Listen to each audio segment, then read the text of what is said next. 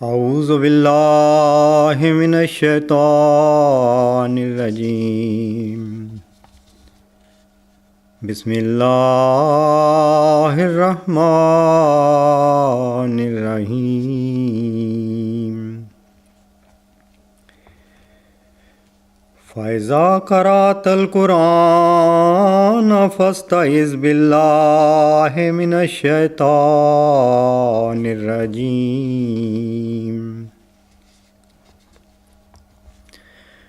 معزز سامعین، میری تقریر کا عنوان ہے احمدیت میں دجالیت کا خروج۔ آپ کے سامنے ایک آیت تلاوت کی گئی ہے جو قرآن کریم کی سورت نحل سے لی گئی ہے، جس کا نمبر 99 ہے، 99۔ اس میں اس کا جب ہم تجزیہ کرتے ہیں تو اس کے بارے میں سب سے پہلے ہم دیکھتے ہیں کہ رسول کریم صلی اللہ علیہ وآلہ وسلم نے ہمیں یہ تلقین کی ہے امت مسلمہ کو کہ آپ جب بھی قرآن کی تلاوت کیا کریں تو تعوذ یعنی اعوذ باللہ من الشیطان الرجیم پڑھا کریں۔ اور آپ کا یہ فرمان اسی آیت کے تحت ہے جو آپ کے سامنے تلاوت کی گئی ہے کہ جب تو قرآن پڑھا کر تو اللہ کی پناہ میں آنے کی دعا کیا کر شیطان رجیم سے۔ اب ہم اس کو مزید تحقیق کی نگاہ سے جب دیکھتے ہیں تو اس میں دو چیزیں واضح طور پر ہمیں ملتی ہیں۔ ایک طرف شیطان رجیم ہے، یعنی ایک ایسا شیطان جس کا رجم کر دیا جائے گا، جس کو مار دیا جائے گا، اور لیکن جب تک وہ ہے امت مسلمہ کو یہ فرمان رسول کریم صلی اللہ علیہ وسلم نے دیا کہ آپ ہمیشہ اس شیطان کے بالمقابل جس کا رجم ہونا ہے اللہ تعالیٰ کی طرف جانے کی دعا کیا کریں۔ اور یہ ایک لازمی ہے کہ ہم قرآن پڑھنے سے پہلے تعوذ پڑھتے ہیں، اور اکثر اس کے بارے میں تحقیق نہیں کی گئی کیونکہ یہ ایک اتنا بڑا حکم ہے جس سے امت مسلمہ نے جس کے بارے میں امت مسلمہ نے کوئی زیادہ توجہ نہیں دی۔ تو آج ہم اس کی تحقیق کرنے کی کوشش کریں گے کہ اس کی حقیقت کیا ہے۔ یعنی اس سے میری مراد یہ ہے کہ یہ جو وعدہ کیا جا رہا ہے کہ شیطان کا رجم ہو جائے گا، تو اس پر سوالات اٹھیں گے۔ یہ رجم کون کرے گا؟ اس کی ماہیت کیا ہے؟ یہ کیسے شیطانی طاقتوں کو توڑ دیا جائے گا؟ اور اس کا ٹائم پیریڈ کون سا ہے؟ کس زمانے میں یہ واقعہ ہوگا؟ اور پھر یہ بھی دیکھیں گے کہ شیطان کی حقیقت کیا ہے۔ اس بارے میں اب میں آپ کو یہ بتانا چاہتا ہوں کہ حضرت مسیح موعود علیہ السلام نے یہاں پر رجم شیطان کو ختم کر دینا، اس کی طاقتوں کو کمزور کر دینا، اس سے مراد دجال کا خروج لیا ہے۔ اور وہ حوالہ آپ کو پڑھ کے سناتا ہوں۔ حضرت مسیح موعود علیہ السلام اعجاز المسیح کے صفحہ نمبر 81 پر تحریر فرماتے ہیں، اور یہ رجیم، یہ جو شیطان الرجیم کے بارے میں اس کی وضاحت فرما رہے ہیں۔ یہ رجیم وہی ہے جس کے حق میں ایک خاص وعید آئی ہے۔ اس سے میری مراد وہ دجال ہے جسے مسیح موعود یعنی قاتل دجال ہلاک کرے گا۔ اور رجیم کے معنی قتل کے ہیں، جیسا کہ عربی زبان کی کتب لغت میں اس کی تصریح کی گئی ہے۔ پس رجیم وہی دجل کرنے والا ہے جو آئندہ زمانہ میں ہلاک کیا جائے گا۔ یہ جب حضور تحریر فرما رہے تھے اعجاز المسیح، یہ فروری 1900 کی ہے، آپ کا دعویٰ موجود تھا مسیح ہونے کا، لیکن آپ فرما رہے ہیں کہ اس کو آئندہ زمانے میں ہلاک کیا جائے گا۔ یہ اس خدا تعالیٰ کا وعدہ ہے جو اپنے بندوں کا لحاظ رکھتا ہے، اور اللہ تعالیٰ کے الفاظ اٹل ہوتے ہیں۔ پس خدائے رحیم کی طرف سے مسلمانوں کے لیے یہ بشارت ہے اور اس بات کی طرف اشارہ ہے کہ ایک وقت دجال کو ہلاک کیا جائے گا، جیسا کہ لفظ رجیم سے ظاہر ہے۔ پھر آپ اس کی مزید وضاحت فرماتے ہوئے تحریر فرماتے ہیں، رجم شیطان الرجیم کہ رجم کیا چیز ہے۔ اس مقام میں رجم کے معنی جیسا کہ مجھے مخلوق کے رب کی طرف سے علم دیا گیا ہے، یعنی یہ کوئی اپنے ذاتی ان کا خیال نہیں، بلکہ اللہ تعالیٰ نے آپ کو یہ کھول کر بیان کیا تھا۔ وہ کمینوں کو عاجز کرنا اور دشمنوں کو لاجواب کرنا ہے، جیسا کہ آج ہم لاجواب اپنے امام کی پیروی میں کر رہے ہیں، جو اس وقت اندھیروں کی پناہ گاہ ہیں، اور ایک ایسی ضرب لگانا ہے جو خصومت کو جڑ سے اکھیڑ دے۔ خصومت جھگڑے کو یا دشمنی کو کہتے ہیں۔ ہماری مراد اس سے تلوار کی ضرب نہیں ہے، جیسا کہ آج ہم ایک فتح نصیب جرنیل یعنی حضرت عبدالغفار جنبہ صاحب کی قیادت میں اصلاح پسند جماعت نے دلائل سے محمودی گروہ کو ہلاک کر دیا ہے، اور وہ ایک پسپا شدہ ہجوم کی مانند ہو چکے ہیں۔ حضرت مسیح موعود علیہ السلام پھر وضاحت کرتے ہوئے فرماتے ہیں، اس جگہ قتل سے مراد صرف اس کی طاقت توڑ دینے اور اس کے قیدیوں کو آزاد کر دینے سے ہے، اور انشاءاللہ اسیر رستگاری پائیں گے۔ یہ اللہ کا وعدہ ہے، وہ دجال آخری زمانہ میں قتل کیا جائے گا، اور نیکی ہر قسم کی خرابی اور سرکشی پر غالب آ جائے گی، اور زمین بدل دی جائے گی۔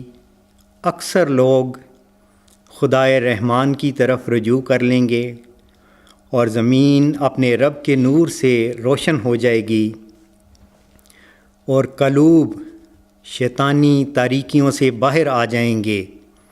یہی باطل کی موت، یہی دجال کی موت اور اس بڑے اژدہا کا قتل ہے۔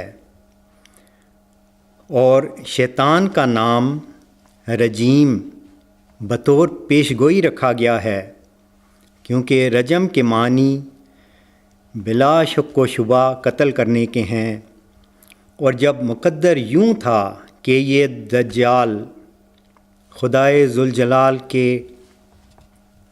مسیح کے نازل ہونے کے زمانہ میں قتل کیا جائے گا، لہٰذا اللہ تعالیٰ نے اس واقعہ سے قبل ہی ان لوگوں کو تسلی اور بشارت کے لیے جو گمراہی کے زمانہ سے ڈرتے ہیں خبر دے دی۔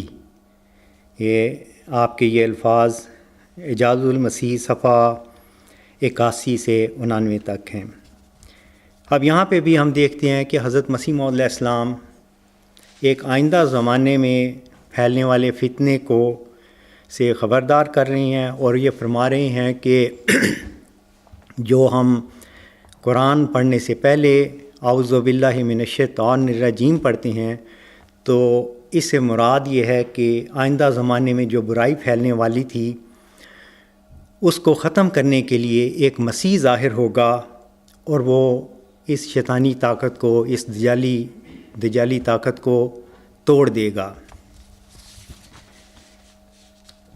اچھا، اب اسے ہم دیکھتے ہیں کہ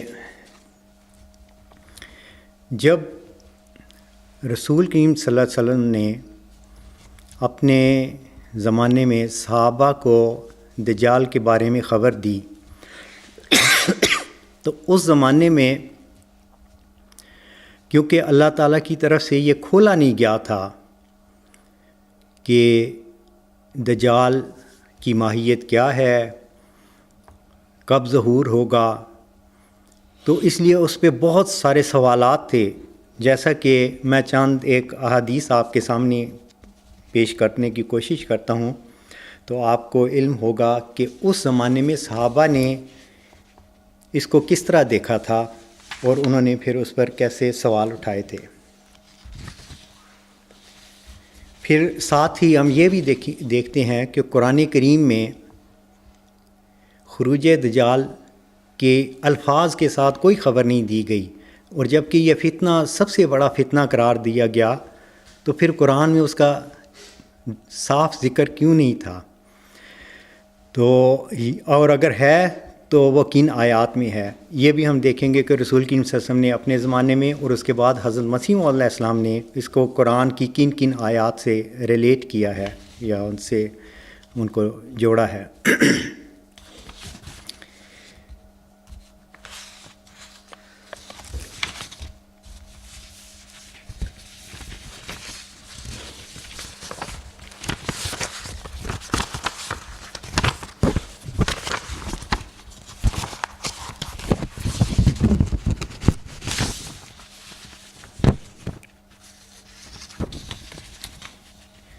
یہ ایک حدیث ہے، حضرت نواس بن سمعان رضی اللہ تعالیٰ عنہ بیان کرتے ہیں کہ حضرت صلی اللہ علیہ وسلم نے ایک صبح دجال کے حالات بیان کیے۔ آپ کی آواز کبھی آہستہ ہو جاتی تھی اور کبھی بلند۔ آپ اس انداز میں حالات بیان فرما رہے تھے کہ ہم نے سمجھا کہ شاید دجال ہمارے قریب ہی کہیں نخلستان میں موجود ہے۔ جب ہم شام کو حضور کی خدمت میں حاضر ہوئے تو ہمارے اس تاثر کا اندازہ لگا کر آپ نے فرمایا، تمہاری یہ پریشان حالی کیوں ہے؟ ہم نے عرض کیا، آپ نے صبح دجال کے حالات بیان کیے تھے، آپ کی آواز کبھی آہستہ ہو جاتی اور کبھی بلند۔ اس انداز سے ہم نے یوں محسوس کیا جیسے دجال اسی نخلستان کے کسی حصہ میں موجود ہے۔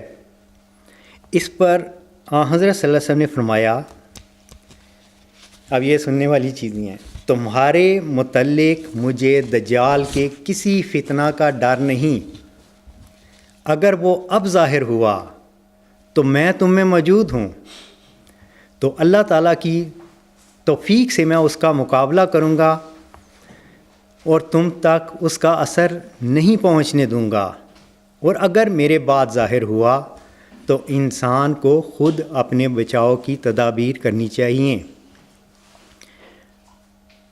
اب یہاں پہ ہم دیکھتے ہیں کہ یہ چیز کیونکہ واضح نہیں تھی اللہ تعالیٰ کی طرف سے، تو رسول کریم صلی اللہ علیہ وسلم نے اپنی امت کو بتا دیا کہ اگر میرے زمانے میں ہے تو میں موجود ہوں، میں اس کا مقابلہ کروں گا، اور آئندہ زمانے میں ظاہر ہوگا تو آپ کو تدابیر کرنی چاہیے۔ آپ نے مزید اپنی بات کو جاری رکھتے ہوئے فرمایا کہ بہرحال مجھے دجال کا نظارہ اس رنگ میں دکھایا گیا کہ وہ ایک گھنگریالے بالوں والا نوجوان ہے جس کی ایک آنکھ کا ڈیلا ابھرا ہوا ہے، اس کی شکل عبدالعزیٰ بن قطن سے بہت ملتی جلتی ہے۔ اس مشابہت کو یاد رکھو اور جس سے کبھی اس کی مٹھ بھیڑ ہو وہ اس کے شر سے بچنے کے لیے سورۃ کہف کی ابتدائی آیتیں پڑھیں، اور وہ شام اور عراق کے درمیان کے علاقہ سے ظاہر ہوگا۔ یہاں پہ بعد میں اس کو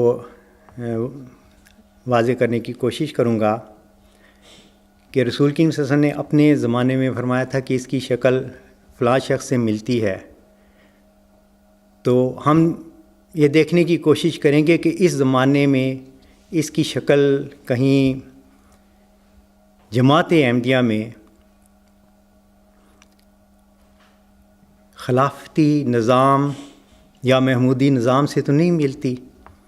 میں اس کی مشابہت آپ کو کر کے دکھاؤں گا تو پتہ چلے گا کہ یہ وہی فتنہ ہے جو جماعت احمدیہ میں ظاہر ہوا ہے۔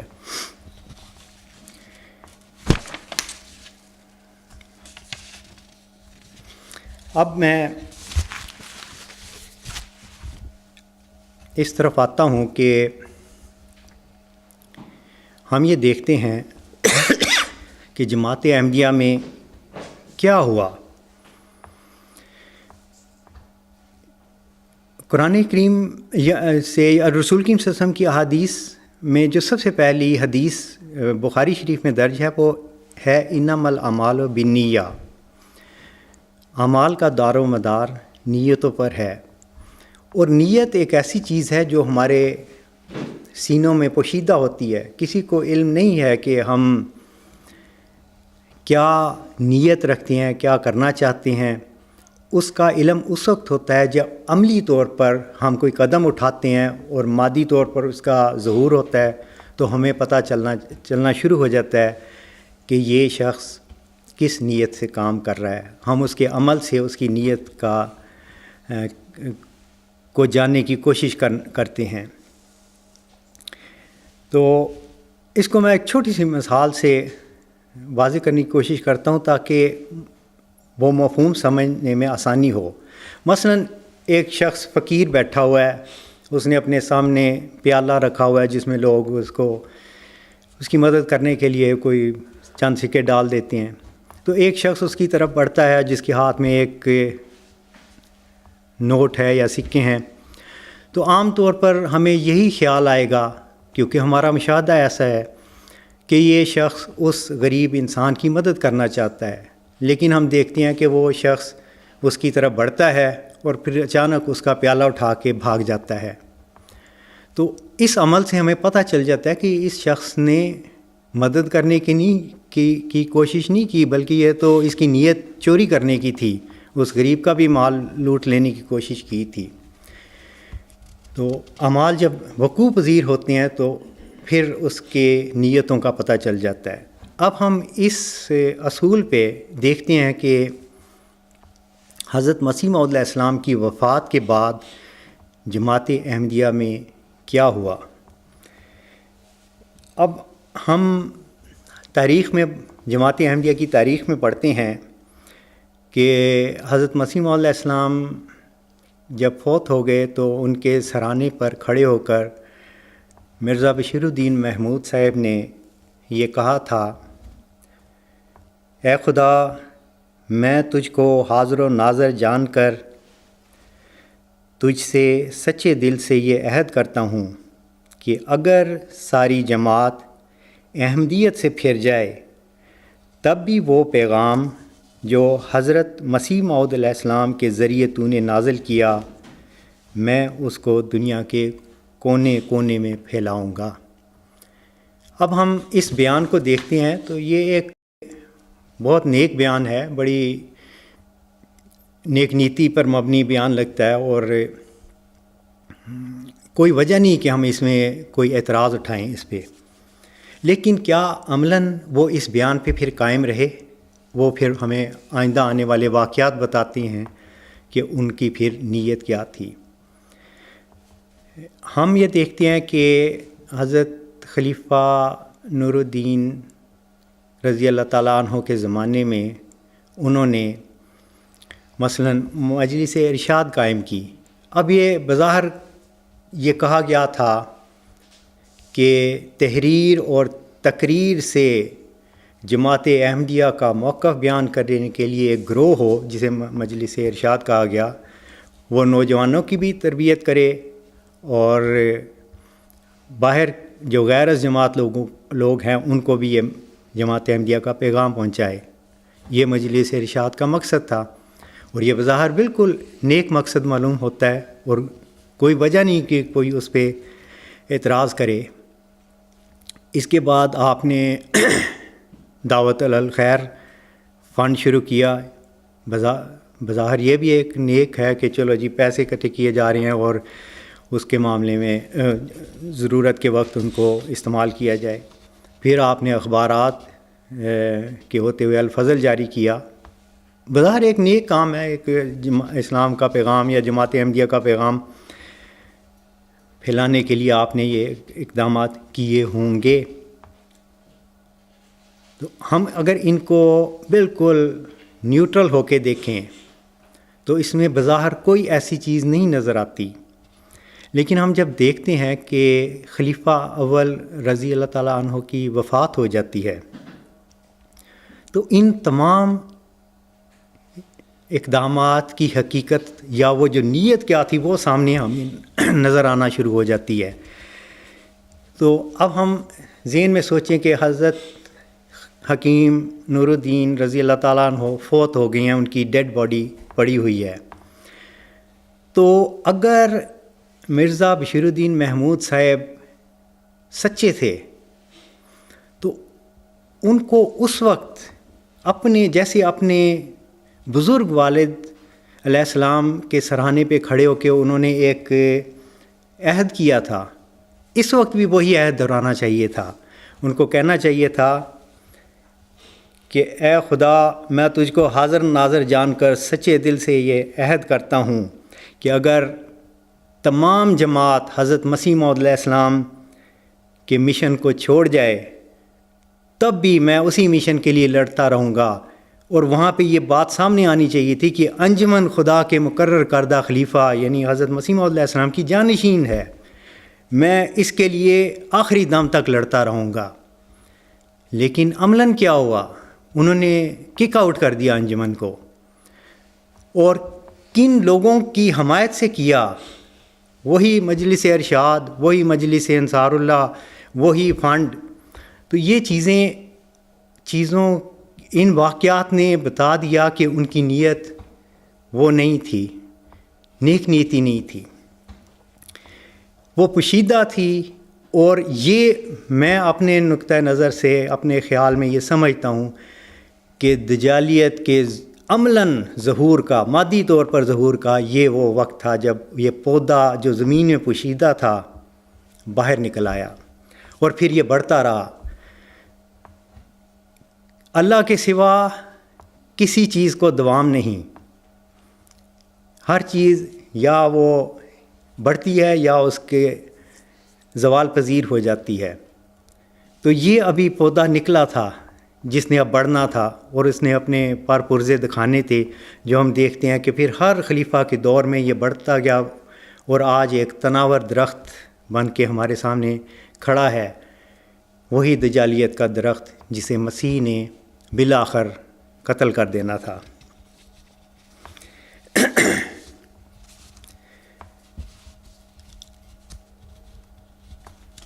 اچھا، اب یہاں پہ جب ہم یہ دیکھتے ہیں کہ انہوں نے اپنا انتخاب کرایا تو یہاں پہ بھی ہمیں اس فریب کاری کے، اس دجل کے اظہارات ملتے ہیں۔ مثلاً یہ کہا جاتا ہے کہ عوام کی کثرت رائے سے، جمہوری حق سے خلیفہ کا انتخاب ہوا۔ تو پھر یہ جمہوری حق آج کیوں نہیں دیا جاتا؟ اگر کثرت رائے سے ایک چھوٹے سے عہدے دار کا بھی انتخاب ہوتا ہے تو اس کا آخری فیصلہ پھر خلیفہ کرتا ہے، تو وہ جمہوری حق جماعت میں اس واقعے کے بعد کبھی بھی کسی کو نہیں دیا گیا۔ یہ بھی ایک دجل ہے جو کیا جاتا ہے۔ پھر اس کے بعد ہم دیکھتے ہیں کہ 14 مارچ 1914 کو انتخاب ہوا اور 12 اپریل 1914 کو آل انڈیا احمدیہ مجلس شورا بلائی گئی 28 دن بعد. وہاں پہ بھی ہمیں وہ جو پودا جو زمین سے نکلا تھا وہ بڑھتا ہوا نظر آتا ہے. یہ جی 150 علماء اکٹھے ہیں, یہ میرے بارے میں فیصلہ کریں اور تحریری طور پر دیں کہ میں ہی مسلم عود ہوں.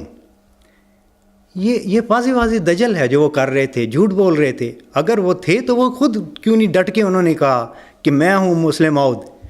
وہ 150 بندوں کے ووٹ لینے کی ان کو کیا ضرورت تھی. پھر ہم دیکھتے ہیں یہ پودا اور بڑھتا ہے. وہ کہتے ہیں کہ جو قاعدہ نمبر 18 تھا اس میں ترمیم کی جائے اور لکھا جائے کہ حضرت مسیح موعود علیہ السلام کی بجائے مرزا بشیر الدین محمود کا فیصلہ قطعی اور حتمی ہوگا.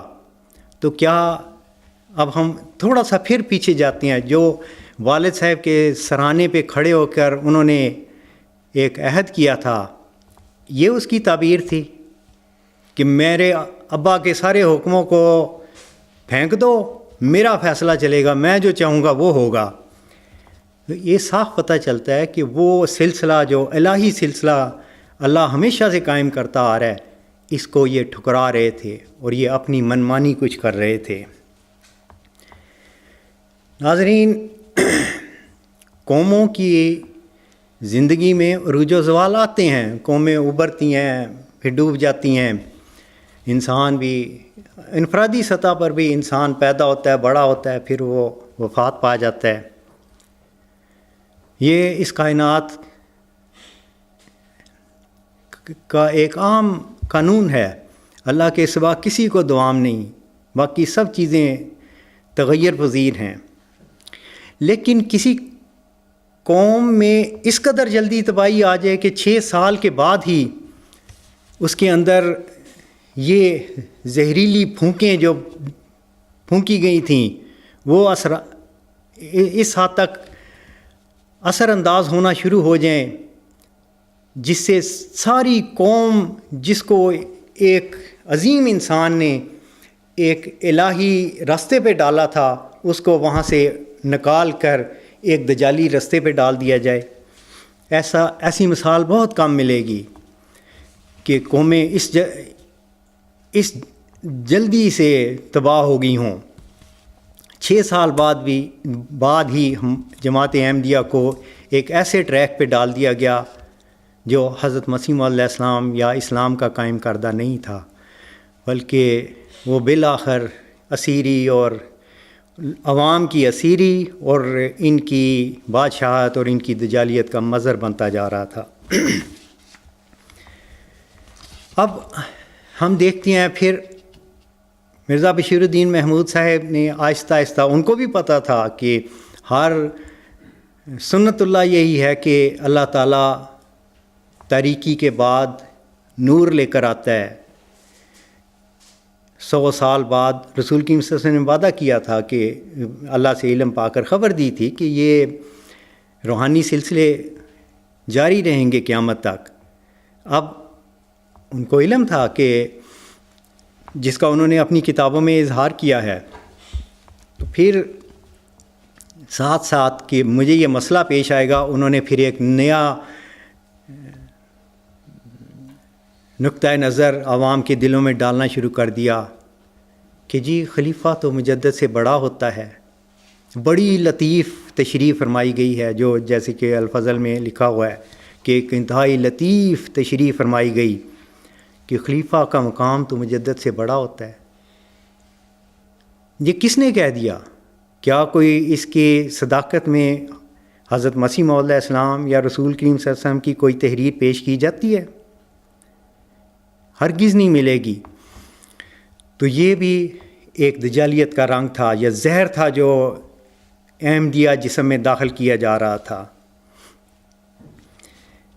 پھر انہوں نے یہ بھی کہنا شروع کر دیا خلافت تا قیامت.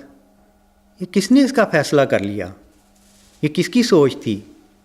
یہ انہی فتنہ ڈالنے والوں اور دجالی روح پھونکنے والوں کی سوچ تھی. یہ کوئی نیک اللہ سے ڈرنے والوں کی تو نہیں تھی. پھر کہنا شروع کر دیا آب آمد تیمم برخاست، ہمارے ہوتے ہوئے مجدد کی ضرورت کیا ہے؟ بھئی تم کون ہوتے؟ کس نے تمہیں اختیار دیا تھا کہ تم یہ فیصلے کرو؟ اس کی صداقت میں کوئی الہی بندے کی کوئی دلیل بھی آنی چاہیے تھی. یہ تو نہیں کہ بس میں نے کہہ دیا تو ایسے ہو جائے گا. تو اس طرح ہم یہ دیکھتے ہیں کہ خلیفہ ثانی کے زمانے میں یہ چیزیں جو بڑھنی تھیں، انہوں نے یہ سارے بیج بو دیے ہوئے تھے اور وہ بڑھ رہے تھے، جو بڑھتے رہے.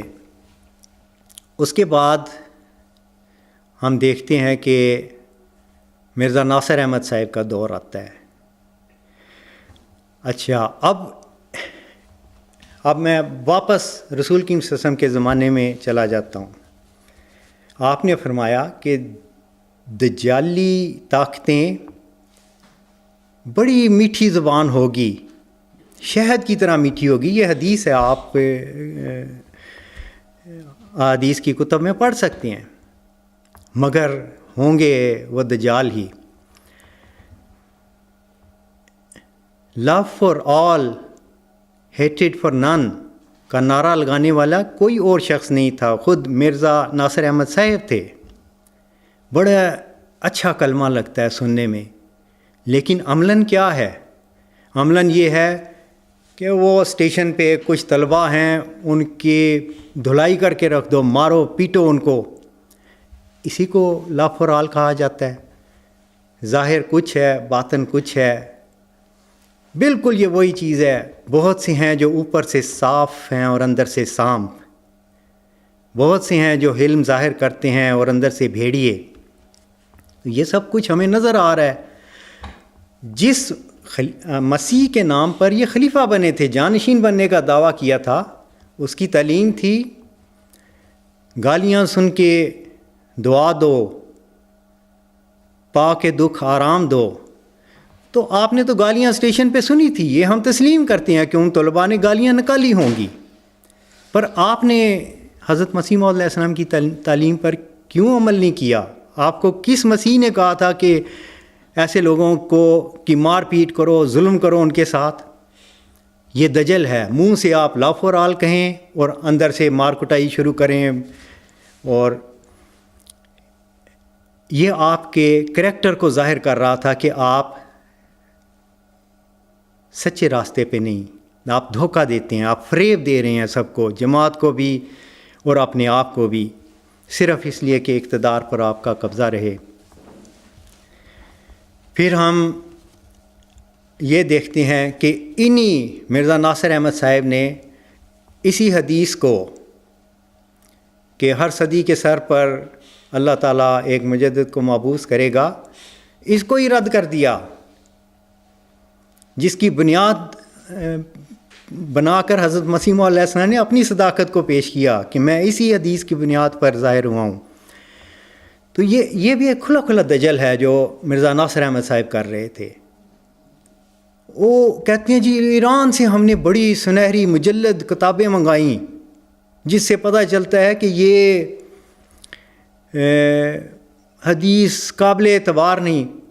تو اتنی دور سے منگوانے کی ضرورت کیا تھی؟ اپنے دادا جان کی تحریر پڑھ لیتے، آپ کو پتہ چل جاتا کہ وہ کیا فرماتے ہیں اس بارے میں. تو اس طرح ہم مرزا ناصر احمد صاحب کو بھی دیکھتے ہیں کہ انہوں نے بھی قوم کو ایک فریب میں رکھا اور ایک جھوٹ کی تعلیم دیتے رہے، دجالی سلسلے کی پرورش کرتے رہے. پھر ہم آگے چلتے ہیں. مرزا طاہر احمد صاحب، انہوں نے بھی وہی کام کیا جو ان کے بھائی نے کیا. تم قیامت تک کسی مجدد کا منہ نہیں دیکھو گے. بھئی کہاں سے انہوں نے یہ لے لیا؟ کیوں نہیں مجدد کا منہ دیکھو گے؟ کیا رسول کریم صلی اللہ علیہ وسلم اور حضرت مسیح موعود علیہ السلام غلط بیانی کرتے رہے ہیں؟ نعوذ باللہ. اور آپ کو ہی پتہ ہے کہ کوئی مجدد نہیں آئے گا. مجدد تو آپ کے سامنے کھڑا تھا. مصیبت یہ تھی کہ آپ کو کرسی چھوڑنا منظور نہیں تھا. آپ اللہ تعالیٰ کی تقدیر کو نہیں مانتے تھے. آپ یہی چاہتے تھے کہ میں ہی بس ایک نمائندہ بنا رہوں اور ہمارے خاندان کے علاوہ کوئی شخص جو ہے اس کو حق ہی نہیں پہنچتا. نہ ہی اللہ کو حق پہنچتا ہے کہ وہ جس کو چاہے چن لے. وہ اگر اللہ چنے بھی تو وہ آپ کی مرضی کے بغیر نہ چنے. تو یہ بھی آپ نے ایک دجالی راستہ اختیار کیا تھا.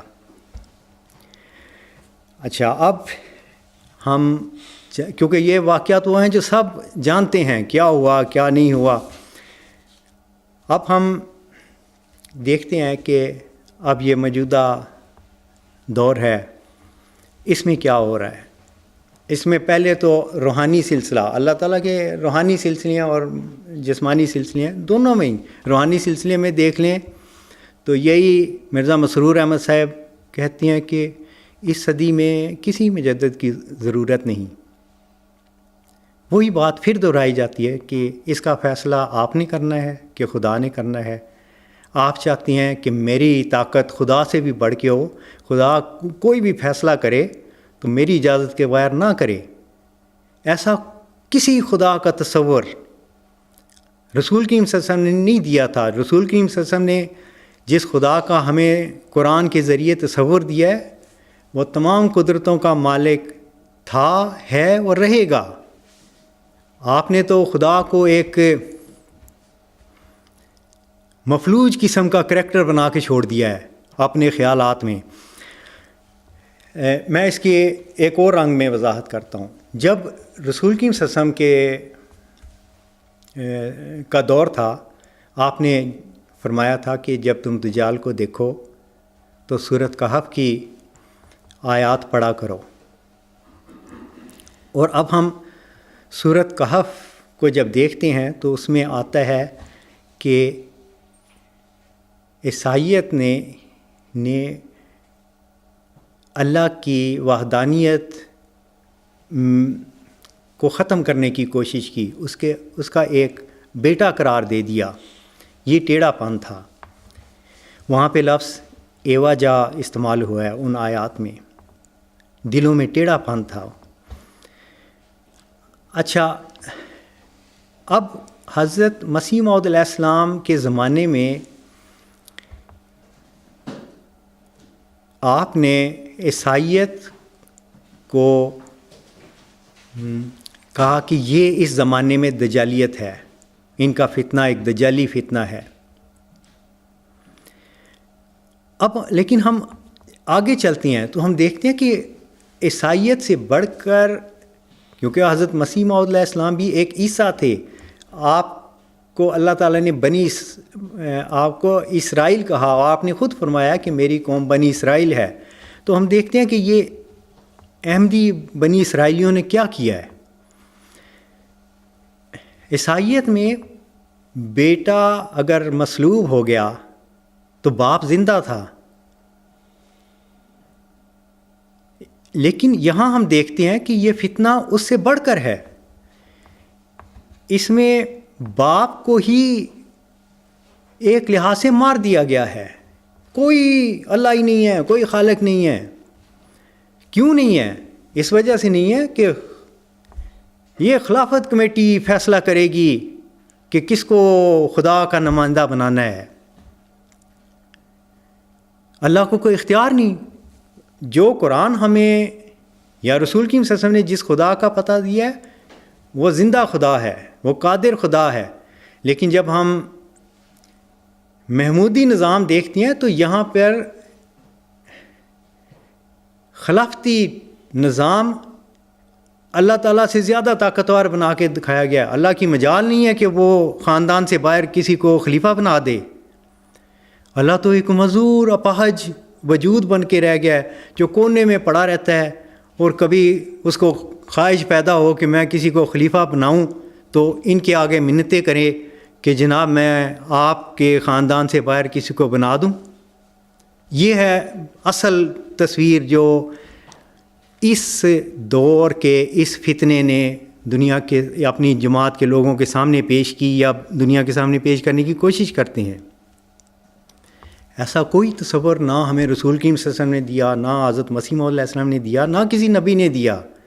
یہ وہ دجالی فتنہ تھا جو بہت بڑھنا تھا، اور جس کے رجم کے لیے جو اعوذ باللہ من الشیطان الرجیم پڑھی گئی تھی کہ شیطان کو ایک زمانے میں قتل کر دیا جائے گا، رجم کر دیا جائے گا اس کا.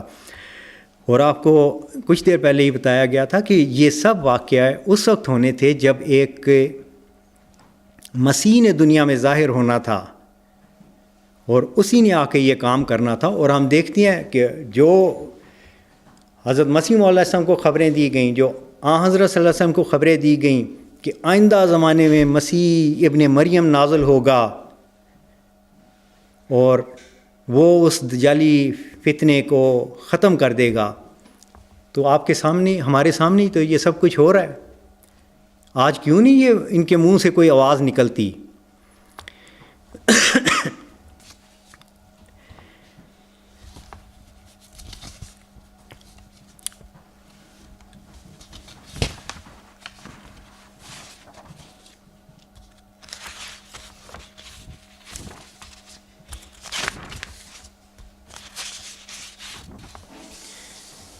اب میں اس کو مضمون کو ایک اور رنگ میں آپ کے سامنے پیش کرتا ہوں کہ اب ہم آج کے دن دیکھیں تو جیسے ہم دیکھتے ہیں کہ پاکستان میں بھی ایک بظاہر ایک بڑے طاقتور حکمران جو سمجھتا تھا کہ مجھے کون پکڑ سکتا ہے، ایک ایسا انقلاب آیا، اللہ تعالیٰ نے کوئی ایسے حالات پیدا کر دیے کہ آج وہ اس کو اپنے تخت سے اترنا پڑا.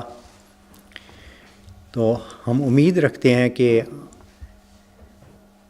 باطنی طور پر، روحانی سلسلے میں بھی یہی ہمیں ہوتا ہوا نظر آ رہا ہے. جزاک اللہ. ہم یہ دیکھتے ہیں، اب میں آپ کے سامنے کچھ چیزیں پیش کرتا ہوں، کیونکہ آج کل دنیا کے حالات بڑی تیزی سے بدل رہے ہیں، اور جو کچھ شام میں ہو رہا ہے وہ ہمارے سامنے ہے. یہاں پہ بھی میں دیکھتا ہوں چھوٹی چھوٹی تنظیمیں ہوتی ہیں، وہ پتہ چلتا ہے کہ اصل میں ان کے چلانے والے باہر کسی اور ملکوں میں بیٹھے ہیں. تو گورنمنٹ آف انگلینڈ نے ان چیزوں کو چیک کرنے کے لیے کہ کوئی تنظیم کسی جگہ ہوتی ہے لیکن اس کو چلانے والا کہیں کوئی اور جگہ بیٹھا ہوتا ہے، اور پیسے ایک جگہ سے دوسری جگہ ٹرانسفر ہو رہے ہوتی ہیں، اور مختلف ہو سکتا ہے دہشت گرد تنظیمیں اسے استعمال کر رہی ہوں. تو اس کو کنٹرول کرنے کے لیے برطانیہ کی حکومت نے اپریل 2016 میں ایک قانون پاس کیا، اور اس میں انہوں نے یہ فیصلہ کیا کہ جتنی بھی چیریٹی آرگنائزیشن برطانیہ میں رجسٹرڈ ہیں وہ ایک حلفیہ بیان چیریٹی کمیشن کو دیں کہ ان کے کتنے، ان کی آرگنائزیشن میں، چیریٹی آرگنائزیشن میں کون کون ڈائریکٹرز ہیں، کون کون ٹرسٹیز ہیں، اگر کوئی والنٹریلی کام کر رہی ہیں تو وہ کون ہیں، ان کے نام کیا ہے، ایڈریس کیا ہیں، اور وہ کب سے کام کر رہی ہیں. تمام تفاصیل مانگی. پھر ساتھ انہوں نے یہ کہا کہ نہ صرف یہ، آپ یہ بھی اسٹیٹمنٹ چیریٹی کمیشن کو دیں کہ آپ کے پیچھے کوئی ایسا شخص نہیں جو آپ پر اثر انداز ہوتا ہو، اگر ہے تو اس کا نام دیں، جس کو انہوں نے پرسن آف سگنیفیکنٹ کنٹرول کا نام دیا. اور میں نے نیٹ پہ چیریٹی کمیشن کے اس گورنمنٹ برطانیہ کی اس فیصلے کو پڑھا تھا، تو اس کے ایک چھوٹا سا حصہ میں آپ کے سامنے پیش کرتا ہوں. اس میں لکھا ہوا ہے، یہ جو اسٹیٹمنٹ ہے یہ department for business energy and industrial strategy in کی جانب سے ہے. اس میں لکھا ہے کہ charity commission introduced new requirements which introduce new legal duties, and those failing to comply could be committing a criminal offense and could be fined and or imprisoned. یعنی ان کو اگر کوئی چیریٹی کمیشن کے یہ جو نئے انہوں نے قوانین بنائے ہیں ان کو فالو نہیں کرے گا تو وہ ایک کرمینل افینس گنا جائے گا جس پہ جرمانہ بھی ہو سکتا ہے اور جیل بھی ہو سکتی ہے. Details of all the trustees and volunteers must be mentioned as well as person of significant control. In April 2016, the government introduced a requirement for the companies to hold a register of people with significant control. It is part of the government's commitment to increase transparency about who owns and control UK companies. یہ وجہ تھی جس کی وجہ سے انہوں نے یہ نیا قانون بنایا.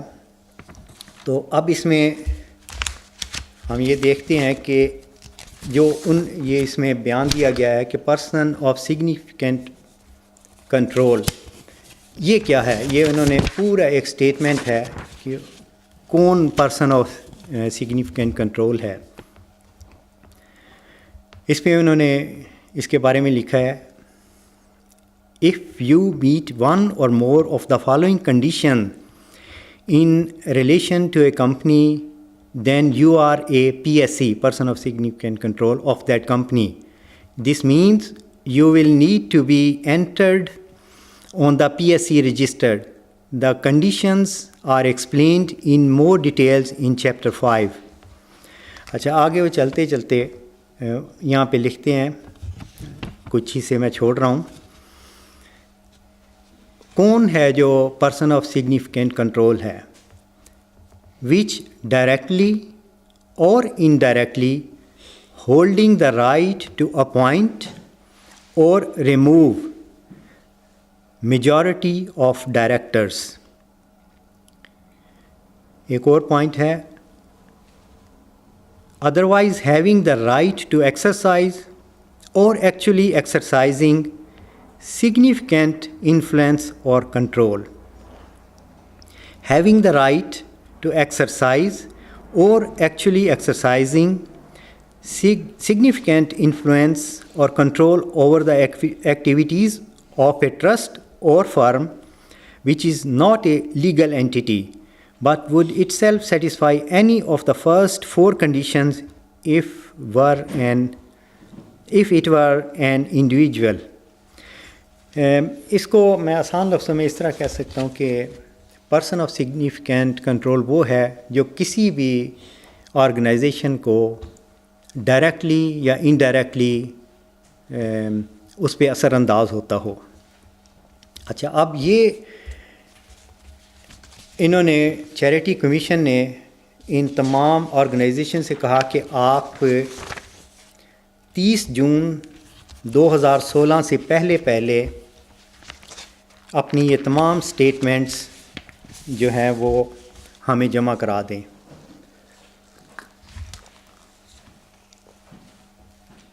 اب ہم دیکھتے ہیں کہ جماعت احمدیہ خلافت پرست انہوں نے کیا سٹیٹمنٹ وہاں جمع کرائیں. یہ ویب سائٹ پر آپ دیکھ سکتے ہیں, وہاں موجود ہیں. سب سے پہلے ہم دیکھتے ہیں مجلس خدام الاحمدیہ. مجلس خدام الاحمدیہ ایک آرگنائزیشن ہے جس نے اپنی سٹیٹمنٹ, جس کے صدر اس وقت موجودہ سربراہ مرزا مسرور احمد کے بیٹے مرزا وقاص صاحب ہیں انگلینڈ میں. ان کے اور ان کی اس آرگنائزیشن میں جو دوسرے ڈائریکٹرز ہیں، انہوں نے برطانیہ کے چیریٹی کمیشن کو جو رپورٹ جمع کرائی ہے، اس پہ انہوں نے حلفیہ بیان دیا ہے کہ the company knows and has reasonable cause to believe that there is no registrable person or registrable relevant legal entity in relation to the company. اچھا، اب یہ کافی انٹرسٹنگ بیان ہے جو چیریٹی کمیشن کو دیا گیا ہے. مرزا وقاص صاحب یہ برطانیہ گورنمنٹ کو کہہ رہے ہیں کہ خدام الاحمدیہ تنظیم ایک آزاد تنظیم ہے جس کے پیچھے کوئی سگنیفیکنٹ پرسن نہیں، یعنی کوئی خلیفہ شلیفہ ہمارے پیچھے نہیں ہے، ہم آزاد ہیں، ہم خود مختار ہیں، اپنے فیصلے خود کرتے ہیں. تو اب تمام جماعت احمدیہ خلافت پرست کے لوگوں سے سوال ہے میری طرف سے کہ کیا مرزا وقاص احمد سچ بول رہے ہیں کہ جھوٹ بول رہے ہیں؟ میں بڑے یقین سے کھڑے ہو کے کہتا ہوں یہیں پر کہ وہ صاف جھوٹ بول رہے ہیں اور یہی دجل ہے جو وہ کر رہے ہیں. اچھا، اب اس کا یہ ایک پہلو ہے کہ وہ گورنمنٹ برطانیہ کو فریب دے رہے ہیں. دوسرا پہلو اس کا یہ ہے کہ وہ ذرا اپنے اس عہد پہ نظر کریں جو وہ خدام الاحمدیہ سے لیتے ہیں، جس میں یہ کہا جاتا ہے میں خلیفہ کے ہر حکم کی اطاعت کرنا لازمی سمجھوں گا. اگر آپ نے گورنمنٹ آف انگلینڈ کے ساتھ سچ بولا تو پھر یہ جھوٹ ہے، یہ فریب ہے جو آپ دے رہے ہیں. اور کیا مرزا مسرور صاحب یہ کہہ سکتے ہیں کہ جناب خدام الاحمدیہ سے تو میرا کوئی تعلق نہیں، میں تو جانتا ہی نہیں کہ یہ کیا تنظیم ہے، کیا کام کر رہی ہے، میرا کیا اسے لینا دینا؟ اسی طرح ہم دیکھتے ہیں کہ اچھا، اب یہ اگر اس کو ایک اور پہلو دیکھیں، اس کا مطلب ہے کہ جو بیٹا ہے وہ بھی جھوٹ بول رہا ہے اور جو باپ ہے وہ بھی جھوٹ بول رہا ہے. وہ تو ان ساری تنظیموں سے بیعت لیتا ہے. وہ کیسے کہہ سکتے ہیں کہ یہ مجلسیں آزاد ہیں، یہ افراد آزاد ہیں؟ تو وہ جیسے فواد چودھری نے جو پی ٹی آئی کے وکیل ہیں، انہوں نے کہا تھا کہ نواز شریف اور اس کے بیٹے کے بارے میں کہ پپو بھی پاپی اور پپو کا پاپا بھی پاپی. تو یہی بات تو مرزا وقاص صاحب کر رہے ہیں، خود بھی جھوٹ بول رہے ہیں اور ان کے والد محترم صاحب بھی جھوٹ بول رہے ہیں. تو یہ اب اللہ بہتر جانتا ہے کہ اس جھوٹ پر ان کی کب پکڑ آئے گی. اب دوسری تنظیم دیکھیں، مسلم ٹیلی ویژن احمدیہ. اس کے اصل مالک جناب عبد الباقی ارشد صاحب ہیں، خلیفہ نہیں ہیں، کیونکہ ان کا حلفیہ بیان ہے کہ there is no significant person of control of this organisation, جو چیریٹی کمیشن کو دیا گیا ہے. اور اس کے ممبرز ہیں، ڈائریکٹرز جو وہ ہیں رفیق حیات احمد صاحب، عبد الباقی ارشد، شجر فاروقی صاحب، عطاء المجیب راشد صاحب. میری عطاء المجیب راشد صاحب کے بارے میں میرا یہ گمان تھا کہ شاید کچھ ان کے اندر تقویٰ باقی ہو، لیکن یہاں پہ تو انہوں نے بھی بیان دے دیا کہ جناب ہمارے پر تو کوئی سگنیفیکنٹ پرسن نہیں، کوئی خلیفہ نہیں. تو اب یہ سچ بول رہی ہیں جھوٹ، اللہ کرے کہ وہ اس سچ اور جھوٹ کو دنیا کے سامنے ظاہر کر دے. اس کے بعد ہم چلتے ہیں ہیومینٹی فرسٹ. اس ہیومینٹی فرسٹ میں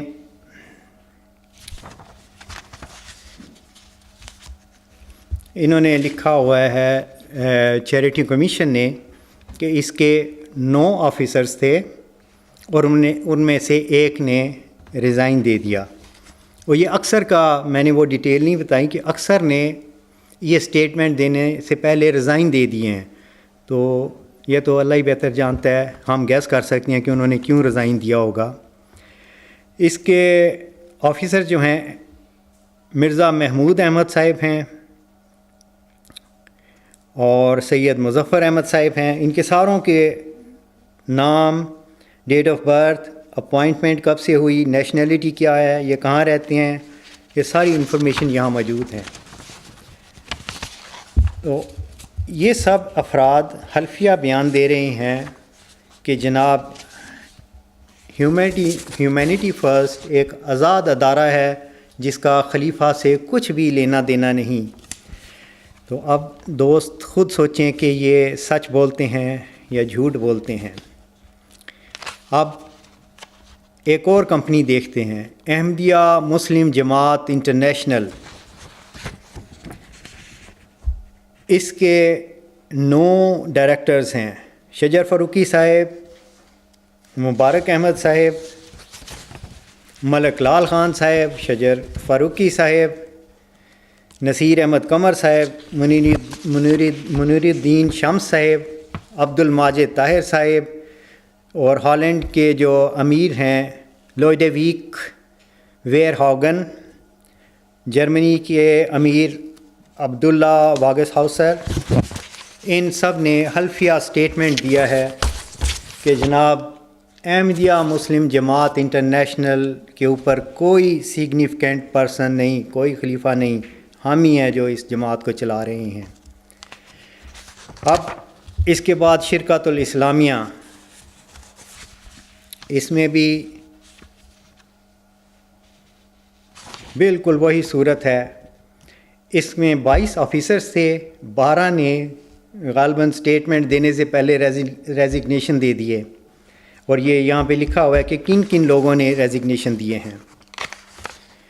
تو اب یہ جماعت کی تمام قیادت جو ہے, بڑے بڑے بزرگوں کے نام آتے ہیں. کیا یہ سچ بول رہے ہیں؟ اگر سچ بول رہے ہیں تو پھر خلیفہ کون ہے, وہ کس تنظیم کو چلا رہا ہے؟ اس کی حالت تو رنگون میں قید بہادر شاہ ظفر سے بھی بدتر نظر آتی ہے کہ اس کا کوئی ہے ہی نہیں, اکیلا علامہ علید بیٹھا ہوا ہے, کوئی تنظیم ہی نہیں, کوئی بندہ اس کو فالو نہیں کر رہا, تو وہ کس کا خلیفہ ہے؟ تو خلیفہ صاحب بھی جھوٹ بول رہے ہیں, وہ اپنی جان بچا رہے ہیں کہ کیونکہ ان کے اکثر کمپنی کے لنک آگے پاناما میں ملتے ہیں, اور عبد الباقی ارشد صاحب 11 کمپنیوں کے تو مین ڈائریکٹر ہی وہی ہیں.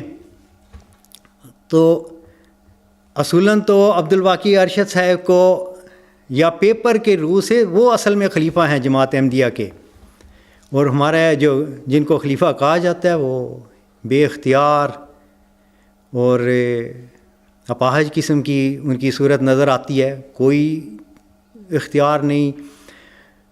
تو ہم جب ان کا مجموعی طور پر جائزہ لیتے ہیں تو یہ کس کو فریب دے رہے ہیں؟ اپنے آپ کو یا مجھے اور آپ کو؟ یہ جھوٹ بول رہی ہیں. کس لیے جھوٹ بول رہی ہیں وہ بھی ہمیں سب کو پتہ ہے کہ اس کی اصل حقیقت کیا ہے. اچھا, اب ہم پھر دوبارہ رسول کریم صلی اللہ علیہ وسلم کے دور کی طرف چلے جاتے ہیں. اب ہمیں حدیث رسول کریم صلی اللہ علیہ وسلم کے ارشادات کو ایک نئے رنگ میں محسوس کریں گے. آپ نے فرمایا تھا, تمہاری کیا حالت ہوگی جب مسیح ابن مریم تم میں نازل ہوں گے اور تمہارا امام تم میں ہوگا. یہ ایک امام موجود ہیں, لیکن حالت دیکھ لیں جو میں نے آپ کے سامنے ابھی رپورٹ پیش کی ہے, تو پتہ چلتا ہے کہ سارا دجل ہی دجل ہے, کوئی چیز بھی تو سچی نہیں رہ گئی. تو یہ حالت ہے, اور اس حالت کو دور کرنے کے لیے ضروری تھا کہ اللہ تعالیٰ جو ہمیشہ اپنے بندوں کی اصلاح چاہتا ہے وہ کسی شخص کو روح القدس کی تائید سے کھڑا کرتا. تو یہ حدیث اب ہمیں صحیح سمجھ آتی ہے کہ واقعی بڑی دردناک حالت ہے اس جماعت کی, اور اس کی اصلاح کے لیے اللہ تعالیٰ کا رحم جوش میں آیا اور اس نے ایک شخص کو کھڑا کر دیا. اب اس کا ایک اور پہلو دیکھتے ہیں. جس کو میں اس طرح دیکھتا ہوں کہ 20 فروری 1886 کی پیش گوئی دراصل آسمانی عدالت سے ایک FIR کاٹی گئی تھی یہ محمودی نظام کے خلاف، اور اس وقت آسمانی عدالت نے ان کو مجرم قرار دے دیا تھا. اب صرف ان کی گرفتاری باقی ہے، اور ہمیں یہ پتہ ہے کہ ہمارا خدا جو ہم نے قرآن سے پایا سزا دینے میں دھیما ہے. نعرہ تکبیر، اللہ اکبر، نعرہ تکبیر، اللہ اکبر. تو کیونکہ ہمارا خدا سزا دینے میں دھیما ہے، وہ مہلت دیتا ہے، تو ہم جماعت احمدیہ اصلاح پسند کی جانب سے یہ خواہش رکھتے ہیں اور یہ کہتے ہیں کہ ابھی مہلت ہے، آپ لوگ توبہ کر لیں، کیونکہ حضرت مسیح موعود علیہ السلام نے بھی فرمایا تھا کہ جب یہ زمانہ آئے گا تو پھر جو داخل ہونے والے ہیں وہ تیزی سے داخل ہو جائیں گے، اور اس کے بعد توبہ کا دروازہ بند کر دیا جائے گا، اور جو کٹنے کے لائق ہوگا وہ کٹ جائے گا. تو قبل اس سے کہ یہ وقت آ جائے، آپ کو اس سچے موعود وجود جس کی خبر 20 فروری 1886 کو دی گئی تھی اس کی طرف رجوع کرنا چاہیے. وآخر دعوانا ان الحمد للہ رب العالمین.